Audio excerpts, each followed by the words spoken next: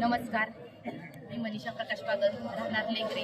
2026च्या जिल्हा परिषद पंचायत समिती सार्वत्रिक निवडणुका स्वर्गीय आमदार आदरणीय अनिल भाऊ बाबर यांच्या आशीर्वादाने लोकप्रिय आमदार दमदार आमदार आदरणीय सुहास भैया, युवा नेते त्याचे नगराध्यक्ष अमोलदादा बाबर यांच्या मार्गदर्शनाखाली मी लेकरे गटातून जिल्हा परिषदसाठी अर्ज भरत आहे. आणि आज या ठिकाणी तुम्हाला आवर्जून मला सांगायचं आहे, ज्यावेळेला मी पंचायत समितीमध्ये काम केले त्यावेळी त्याच्या अगोदरच्या कारकिर्दीत आपले डेंगू योजनेचे जनक अनिल भाऊ, त्याचबरोबर कडेगावचे माजी आमदार मुर्शिद दादा, त्याचबरोबर आपले लोकप्रिय आमदार सुहास भैया यांनी चांगल्या पद्धतीने पंचायत समितीचा कारभार केलेला होता. आणि आपल्या सुहास भैया यांनी ते पंचायत समिती राज्यात प्रथम क्रमांक आलेला होता.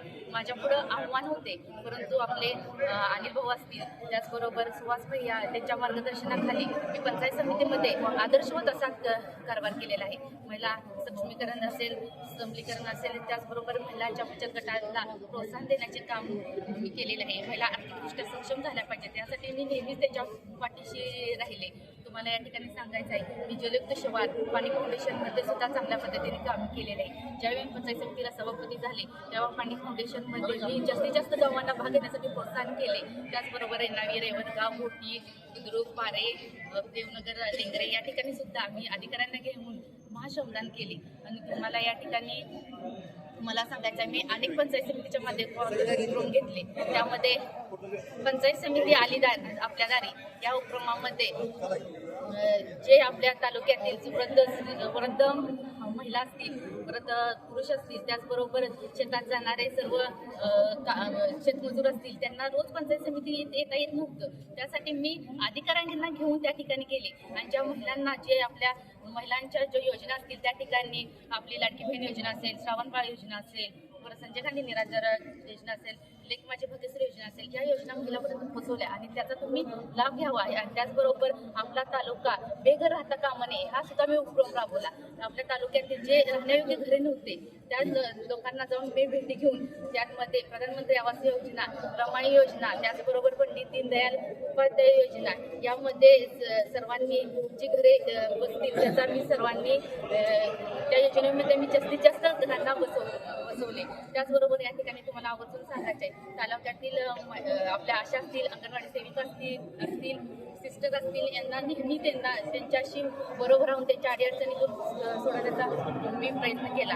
मला सर्वांना मी सांगायचं, आपल्या शाळेच्या बाबतीत सुद्धा आम्ही ठिकठिकाणी आपल्या पंचायत समितीच्या जिल्हा परिषदेच्या शाळा असतील त्या शाळांना भेटी देऊन आपल्या शिक्षण विभाग चांगल्या पद्धतीने कसा राज्यात घडेल त्यासाठी मी स्वच्छ सुंदर शाळा असेल किंवा आपले शाळेमध्ये या ठिकाणी अर्ज दाखल केलाय. पक्षानं काय वेगळी भूमिका घेतली तर तुमची भूमिका काय असेल? जिल्हा परिषदेसाठी पक्षानं काय वेगळी भूमिका घेतली मला ते काही माहीत नाही, परंतु मला वाटतंय मी पक्षाबरोबर नेहमी ठाम असेल. आणि मी जे काम केले आहे पंचायत समितीला तुम्हा सर्वांना माहीत आहे, ज्या पंचायत समितीच्या मी विकासाच्या जोरावर अर्ज भरलेला आहे. आणि माझ्या गटातील लेकरे गटातील लोकांनी मला सांगितलेलं आहे. तुम्हाला चंद्रकांत आता या ठिकाणी मला सांगायचे, माझे गेले 3 महिने झाले माझ्या सासू सासऱ्याचे आत्ताच निधन झालेले आहे. माझ्या बागल कुटुंबियावर खूप मोठ्या दुःखाचा डोंगर पसरलेला आहे. परंतु माझ्या लेकरे गटातील लोकांनी मला खरंच या ठिकाणी अर्ज भरण्यासाठी आणि विशेष म्हणजे माझं कुटुंब बागल कुटुंब, माझे दोन्ही दीर असेल, सासरे असेल, याच्यासाठी मी या ठिकाणी सगळ्यांच्या वतीने लेकरे गट हे माझं कुटुंबच आहे आणि कुटुंबाची सेवा करण्याचं हे लोक मला संधी देतील हे मी खरंच मला या ठिकाणी सांगते. जिल्हा परिषदेमध्ये सुद्धा आदर्शवत काम केले आणि लेकरे गटासाठी जास्तीत जास्त मी निधी खर्चून आले.